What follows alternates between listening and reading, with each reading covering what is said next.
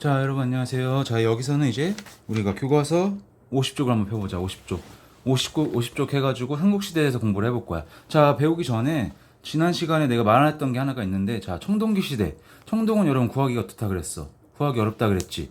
자, 그렇기 때문에 구하기 어려워서 당시 지배계급이 등장을 했었고, 지배계층만이 청동으로 만든 도구들을 사용을 한다 그랬어. 자, 그러면 여기서 문제. 자, 돌로 도구를 만들어 사용을 했을까? 청동기 시대에는? 맞아. 돌로 만든 도구를 여전히 사용을 했습니다. 왜? 청동은 구하기 어렵고 비싸다 보니까 농사를 짓거나 이런 데 사용하는 도구에는 여전히 뭘 통해서 만든 도구를 썼다는 거야. 돌로 통해서 만든 도구를 사용을 했다는 거야. 대표적인 게 뭐가 있었을까? 뭐 벼이삭이나 이런 걸 자를 때 사용했던 반달 돌칼이 있겠지? 이렇게 반달 돌칼 하나 기억을 해 둡시다. 자, 그 다음에는 우리가 이제는 본격적으로 삼국의 성립에 대해서 공부를 해볼게. 자, 교과서 50쪽을 한번 펴볼까? 자, 교과서 50쪽을 펴보자. 자, 삼국의 성립. 자, 먼저 고구려가 나오죠? 자, 여기서는 우리가 고구려의 일단은 건국, 시조가 누구인지도 기억을 해야 될 것 같아. 고구려의 건국 시조 누구야? 부여에서 내려왔던 주몽인 거 우리는 알고 있죠? 자, 주몽을 먼저 기억을 해야 되고, 밑에 50쪽 한번 내용을 한번 봐보자. 자, 아까 전에도 배웠던 내용이야. 자, 고구려가 건국됐던 지역이 와서 어디였어? 졸본 지방이었는데, 이 졸본 지방은 무슨 지대? 산악지대여서 방어에는 유리하였으나 농사에 적합하지 않아서 고구려 같은 경우는 정복 활동을 활발하게 했다는 것을 우리는 공부를 했었습니다. 자, 그 다음에 옆으로 넘어가 보자. 자, 고구려의 성장에서 나오죠. 자, 교과서 51페이지인데, 자, 여기서는 여러 왕들의 주요 업적들을 기억을 해야 돼. 자, 여기서 꼭 기억해야 되는 거, 일단은 고국천왕. 자, 고국천왕 같은 경우는 부자상속의 왕위 계승을 확립했다는 것을 기억을 해야 되고, 자, 그 다음에 가장 중요한 거. 자, 4세기 후반 등장했던 누구? 소수림왕이야. 소수림왕은 어느 시대에 등장을 했었어? 자, 그 전에 그치. 4세기 중기와 고구원왕 때 선비족이 세운 전현의 침략을 받고 백제 근초고왕이 공격을 해서 왕이 죽는 등 이러한 고구려가 큰 위기를 빠졌다 그랬지. 이런 위기를 극복하는데 영웅처럼 등장했던 사람이 바로 누구라 그랬어? 소수림왕이라 그랬지. 자, 그 소수림왕의 주요 업적을 기억을 해야 돼. 하나. 자, 기억을 해보자. 자, 다시 한번. 자, 첫 번째, 율령을 반포해서 국가체제를 정비를 하였고, 두 번째, 중국으로부터 뭘 받아들였다? 불교를 받아들였다. 세 번째, 태학, 오늘날 대학을 세워가지고 인재를 양성하였다. 그래서 이러한 노력에 힘입어 고구려가 위기를 극복하고 중앙집권체제를 더욱 강화를 할 수가 있었다 그랬어. 그래서 소수림왕이 있었기 때문에 그 이후에 등장하는 광개토대왕이나 장수왕의 정복전쟁이 활발하게 일어날 수 있었다는 것을 우리는 꼭 공부를 했었습니다. 기억을 해야 돼. 알겠습니까? 자, 그래서 소수림왕의 주요 업적을 꼭 기억을 해둡시다. 그 밑에 나오는 고구려의 정치체제에서 나오는데, 자, 여기서 기억해야 되는 것은 왕과 주요 귀족들이 정치를 이뤄 나가는데, 특히 귀족들이 모여서 하는 회의 이름을 기억을 해야 돼. 자, 고구려에서는 귀족들이 모여서 무슨 회의를 했어? 제가회의를 통해서 나라의 중요한 일을 결정했어. 자, 고구려에 제가회의가 났으니까, 자, 백제랑 신라도 함께 같이 한번 공부를 해보자. 자, 백제 같은 경우는 뭐였어?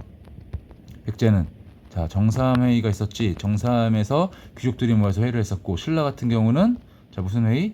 화백회의가 있었다는 거 우리는 알고 있습니다. 이렇게 고구려, 백제, 신라 귀족들이 모여서 했던 회의에 어떤 것이 있었는지 고구려, 백제, 신라 세 개 나라를 구분해서 기억을 해야 될 것 같습니다. 자, 해서 이렇게 고구려에 대해서 배워봤고, 자, 옆에 넘어가서 백제에 대해서 한번 배우자. 교과서 52쪽. 자, 백제는 부여와 고구려에서 내려온 위주민과 한강유역의 토착 세력이 세운 나라였다. 알겠습니까? 자, 뭐라 그랬어? 주몽이 고구려에서 났던 원조와 비류가 밑으로 내려와서 나라를 세웠다 그랬지. 특히 원조가 세운 나라가 바로 백제라 그랬어. 자, 백제는, 자, 한강유역에 자리 잡아서 빠르게 성장했다는 것을 우리는 알고 있고, 자, 마찬가지로 아까 고구려에서도 주요 왕들의 업적을 알아야 된다 그랬지. 자, 백제도 마찬가지야. 먼저 등장하는 왕이 누구야? 고이왕. 고이왕 같은 경우는 좌편과 같은 관리의 등급을 마련하고 사회를 나누었으며 관리들의 옷 색깔을 다르게 하였다. 기억을 해야 됩니다.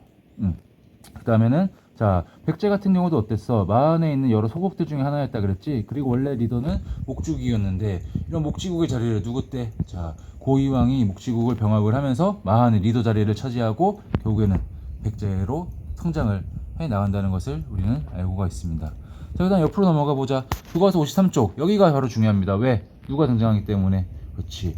백제 전성기를 이끌었던 근초고왕이 등장을 하기 때문이야. 자, 시기도 기억을 해야 되겠지. 자, 4세기 중엽 근초고왕. 자, 아까 전에 4세기 관련해서 고구려에서도 나왔었지. 고구려 같은 경우는 4세기 중엽에 위기를 맞이했다 그랬어. 왜? 고구원왕이 중국의 전현의 침략을 받았고 백제 근초고왕의 침략을 받아서 위기에 빠졌다 그랬어. 반면에 이 4세기 중엽 같은 시기 4세기 중엽의 백제 같은 경우는 근초고왕으로 인해 가지고 전성기를 누렸다는 것을 기억을 해야 돼. 알겠어? 자, 먼저 부주상속을 확립하여 왕권을 강화를 해냈다. 두 번째, 마한의 남은 세력을 통합하여서 곡창지대, 전라도 지역을 확보했다는 거야. 알겠습니까? 자, 그 다음에는 북쪽으로는 고구려를 공격하여 황해도 일부 지역을 차지하고 누굴 죽였어? 고구원왕을 죽였다는 거. 꼭 기억을 해야겠죠? 자, 근초고왕에 대해서는 꼭 기억을 하고, 침류왕 같은 경우는 자, 불교를 받아들였다는 거. 아까 고구려에서는 불교 받아들인 사람이 누구였어? 그렇지, 소수림왕이었지. 백제 같은 경우는 침류왕이었다. 자, 그리고 여기서는 중요한 게 바로 뭐야? 밑에 나오는 지도가 되겠습니다.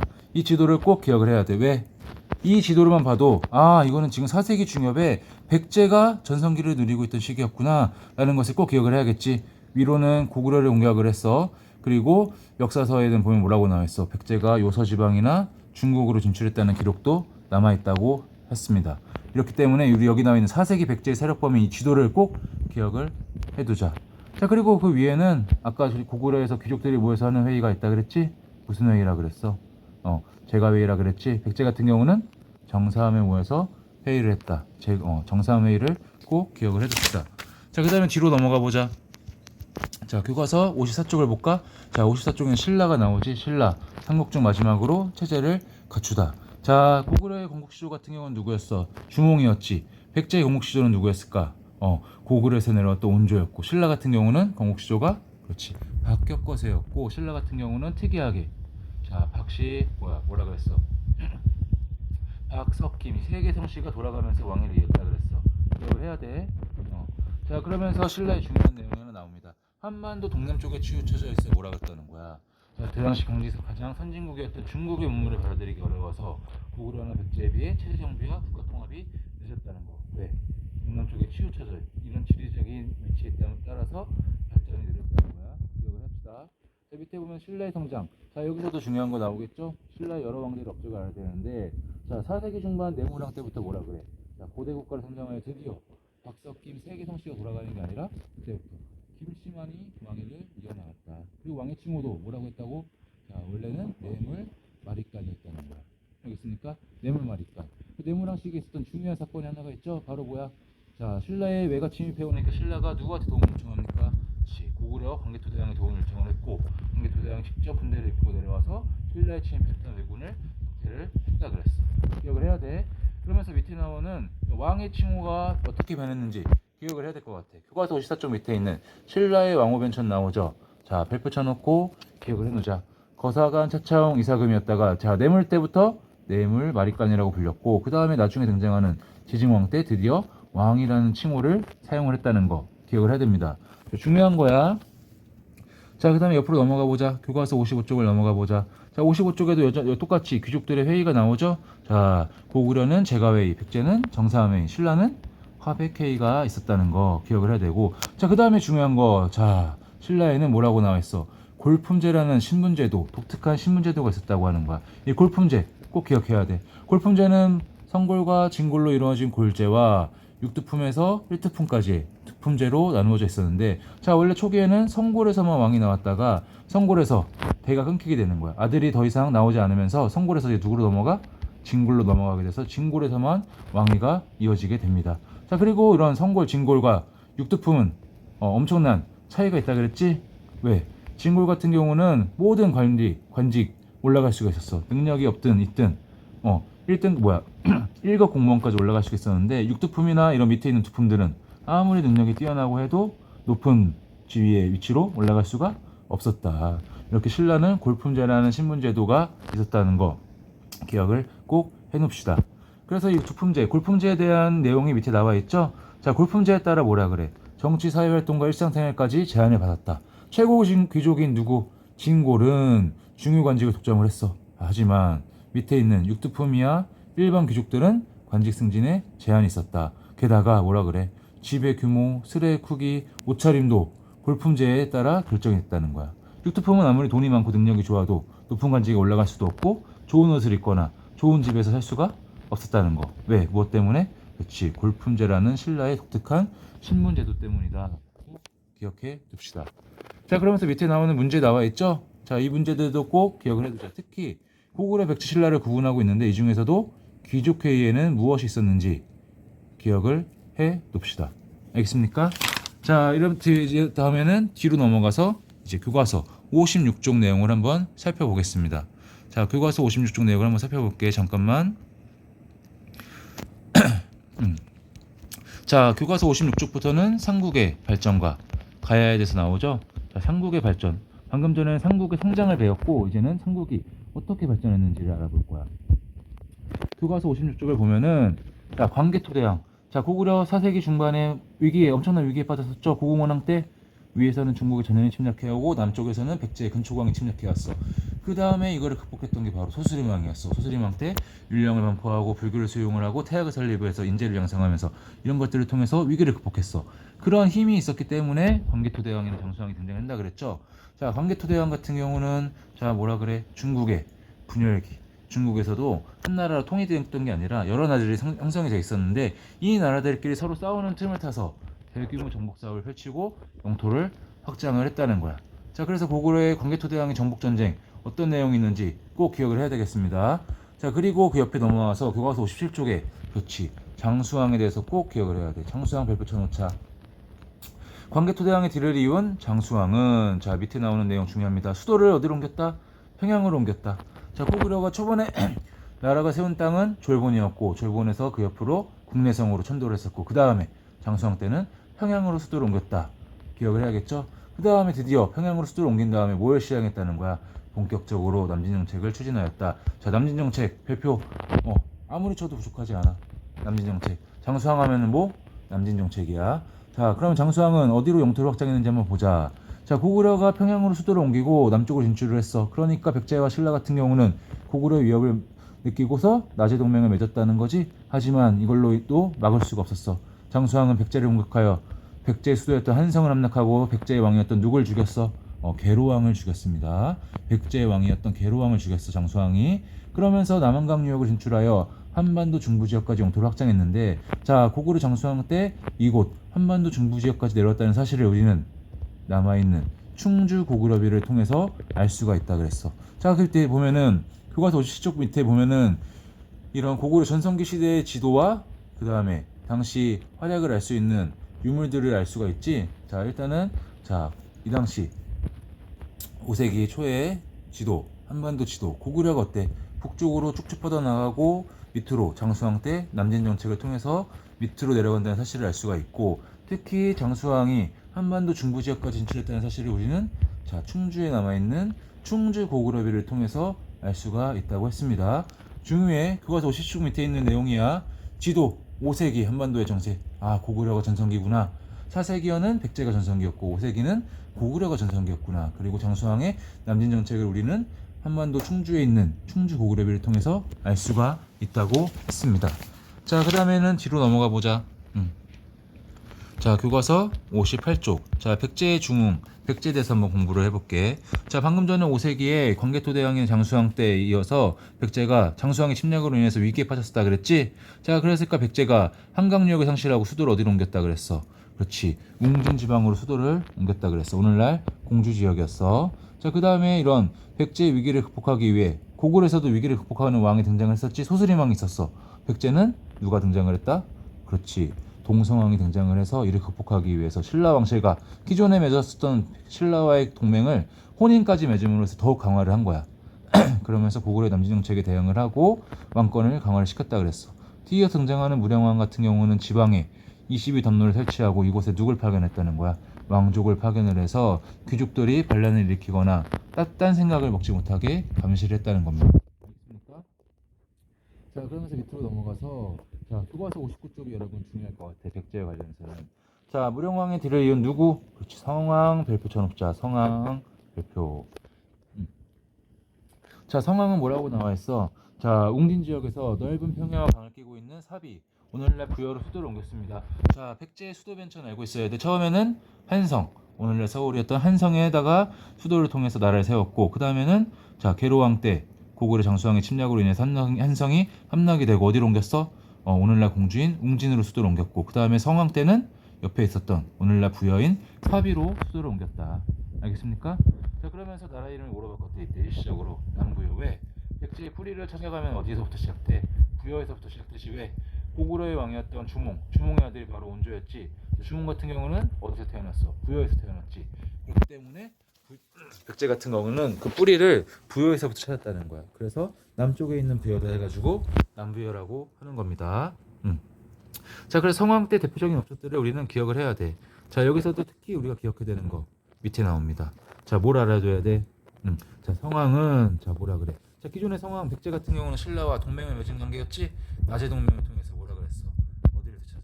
그렇지. 고구려에서 빼앗겼던 한강유역을 성왕 때에 되찾았습니다. 근데 중요한 게 바로 뭐야? 이때 함께 신라를 이끌고 있었던 왕이었던 누가? 신라 진흥왕이 배신을 하면서 한강유역을 다시 상실하게 된다는 거야. 꼭 기억을 해야 돼. 알겠어? 자, 성왕 때 신라와 힘을 합쳐서 한강유역을 되찾았으나 신라 진흥왕의 배신으로 인해서 다시 빼앗기고 말았다는 사실을 우리는 꼭 기억을 해야 됩니다. 그리고 성왕 같은 경우는 다시 이를 되찾기 위해서 신라를 공격했지만 결국 관산성에서 전사했다는 사실까지 기억을 합시다. 자, 밑에 나오는 교과서 59쪽 밑에 있는 백제 수도변천 나오지? 이것도 꼭 기억을 해두자. 지도를 통해서 처음에 위례성 한성에서 웅진으로 수도를 옮기고 그 밑에 마지막으로 사비로 수도를 옮겼다는 사실까지 기억을 해둡시다. 자, 그 다음에 밑에 이제 뒤로 넘어가 보자. 교과서 60쪽을 보면은 신라 관광역을 차지하다가 나오지. 자, 여기도 마찬가지야. 주요 왕들의 업적을 꼭 기억을 해야 돼. 자, 먼저 지징왕 때는 드디어 나라 이름을 뭐라고? 신라로. 원래는 사루국이었었는데 신라로 나라 이름을 바꾸고 드디어 왕의 칭호도 왕으로 바꿨다. 자, 그 전에는 뇌물마리간, 뇌물왕 때부터 마리간이라는 칭호로 사용을 했고 지징왕 때가 돼서 드디어 왕이라는 칭호로 사용했다는 거 기억을 해야 돼. 그 밑에 보면은 법흥왕이 나오죠. 지법진 해가지고 이 세 명의 왕을 꼭 기억을 해야 되는데 법흥왕 같은 경우는 이름에서도 알 수 있듯이 법, 율령을 반포하고 골품제를 정비했다는 사실 기억을 해둡시다. 그 다음에는 김해 있었던 금강가야를 법흥왕 때 병합을 하였다. 가야 같은 경우는 뭐야? 끊임없이 계속 백제와 신라 사이에 위치하였기 때문에 위협을 받고 공격을 받는다 그랬지? 그러다가 법흥왕 때가 되면은 김해 금강가야가 법흥왕한테 먹히게 된다는 사실까지 기억을 해야 됩니다. 자, 그리고 옆으로 밑으로 내려가 보면 자, 신라의 고품제 관련한 내용이 나와 있지? 교과서 60쪽이야. 자, 우리는 앞에서 이미 신라의 고품제에 대해서 공부를 해봤어. 자, 여기서 보면은 자세하게 표를 통해서 알 수가 있어. 진골 같은 경우는 능력이 없거나 해도 자 1등급인 이벌천 자리까지 올라갈 수 있는 사실 보입니까? 근데 그 진골 밑에 있었던 육두품 같은 경우 육두품 같은 경우는 뭐라 그래? 아무리 능력이 뛰어나도 어디까지 올라갈 수가 없어? 5급 이상의 공무원, 고위 공무원이 될 수가 없다는 거야. 5두품이나 4두품은 더 한계가 제한이 되어 있죠? 게다가 생활모습 같은 경우도 자, 집 같은 경우도 크기도 제한이 있다는 거야. 진골은 24척, 6두품은 21척, 5두품은 18척, 4두품은 15척. 그리고 말이나 이런 것들도 보유할 수 있는 숫자도 진골은 제한이 없는데 밑에 있는 6두품이나 5두품, 4두품들은 제한이 있었다는 사실 꼭 기억을 해둡시다. 자, 그럼 옆으로 넘어가 보자. 교과서 61쪽을 보자. 61쪽 진흥왕. 자, 여기 진흥왕 별표 쳐야 돼. 별표 부족하지 않아. 별표 마음껏 쳐놔. 자, 진흥왕은 6세기 중반 황룡사를 지어 신라의 국력을 과시하였다. 자, 근데 여기도 나오죠? 황룡사를 지은 사실을 맞는데 신라의 국력을 과시하였다는 것은 이 사실을 기록하는 사람의 주관적인 해석이라는 거야. 알겠어? 그러면 무슨 역사? 그렇지. 기록으로서의 역사가 되겠다. 자, 다음에 나오는 거. 자, 뭘 정비했다는 거야? 화랑도를 국가적인 조직으로 개편을 해서 인재를 양성을 하였고 이 화랑도를 통해서 삼국 통일을 할 수 있는 기반을 쌓을 수가 있었다는 거. 화랑도. 옆에 보면 화랑도에 대한 내용이 자세하게 나오지. 자, 이것도 하나 별표 쳐놓자. 화랑도. 어느 왕 때? 진흥왕 때 국가적인 조직으로 개편을 하였다. 청소년 수련단체로 원강의 세수고개를 지키며 무예를 익히고 몸과 마음을 단련을 하였다. 그래서 이 화랑도를 통해서 신라는 삼국 통일을 달성을 할 수가 있었다는 사실 기억해 둡시다.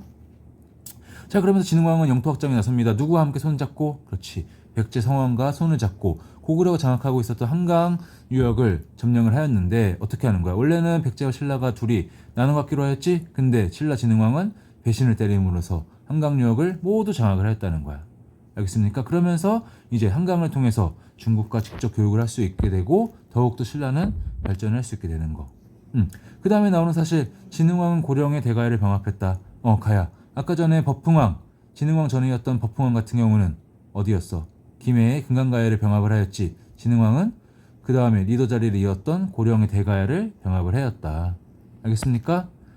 그래서 밑에 나오는 지도 보자. 우리는 4세기, 5세기 각 나라의 전성기를 이끌었던 시절의 지도를 기억을 해야 된다 그랬어. 4세기 같은 경우는 근초광이 이끌었던 백제의 전성기, 5세기 같은 경우는 광개토대왕과 장수왕이 이끌던 고구려의 전성기. 자, 그 다음에 6세기에는 누가 이끌던? 그렇지, 진흥왕이 이끌던 신라의 전성기야. 자, 이 지도를 기억을 해야 돼. 보면은 신라의 영토만 봐도 알 수가 있어. 뭐야, 고구려의 영토를 이렇게까지 차지했다는 것을 알 수가 있죠. 원래는 고구려 영토였는데 신라가 차지했다는 거야. 그리고 한강열과 누가 차지하고 있어? 신라가 독차지하고 있다는 거. 이걸 통해서 우리는 신라의 전성기라는 걸 알 수가 있다. 몇 세기? 6세기. 이렇게 4세기, 5세기, 6세기 각 나라별 전성기를 누가 누렸는지를 꼭 기억을 해야 되겠습니다. 자, 뒤로 넘어가 보자. 교과서 62쪽. 자, 62쪽에서도 중요한 내용이 납니다. 방금 말했던 게 바로 62쪽에 나와. 보면은 4세기 전성기 누가? 백제. 5세기 전성기 누가? 고구려. 6세기 전성기 누가? 신라. 해서 이 세 가지 지도를 꼭 구분을 해야 돼. 그리고 시기별 어느 게 먼저인지. 이 지도면 4세기구나. 그러니까 이게 먼저 가야 돼. 이거는 6세기 지도니까 이거는 맨 뒤로 가야 돼. 이렇게 구분을 할 수 있어야 됩니다. 자, 그리고 뒤에 나오는 가야 연맹이 성장하다가 나오는데, 가야 같은 경우는 뭐 별거 없어요, 여러분. 처음에는 김해의 금강가야가 리더 자리를 차지하고 있었다가 대가야로 리더 자리가 넘어가게 되는 거지. 왜? 4,400년경 고구려 광개토대왕이 신라에 침입하면 얘를 격퇴하면서 어디까지 공격을 했다 그랬어? 금강가야까지 공격을 했다 그랬어. 그러면서 금강가야가 힘을 잃게 되고, 누가 그 힘을 이어받게 되는 거야? 그렇지, 여기 나오는 대로 김해의 금강가야가 힘을 잃게 되고 고령의 대가야로 리더의 자리가 옮겨가게 됩니다. 그렇지만 결국에는 가야는 큰 나라 성장을 하지 못하고 나라가 망하게 되는데, 뭐라고 나와 있어? 자, 가야 연맹은 영토가 축소되다가 금강가야는 언제? 법흥왕 때, 대가야는 김흥왕 때 신라에 병합이 되었다. 이 정도 사실만 우리 기억해 봅시다. 알겠습니까? 자, 이렇게 해서 우리는 알아봤고, 고구려, 백제, 신라, 삼국의 성장에 대해서 배워봤고, 방금 전에 말했던 내용을 교과서를 통해서 꼭 다시 한번 확인을 해 봅시다. 자, 그러면 이제 삼국의 성장과 발전은 여기까지 하고 우리는 다음 3단원으로 다시 한번 찾아보겠습니다. 자, 그럼 여기까지.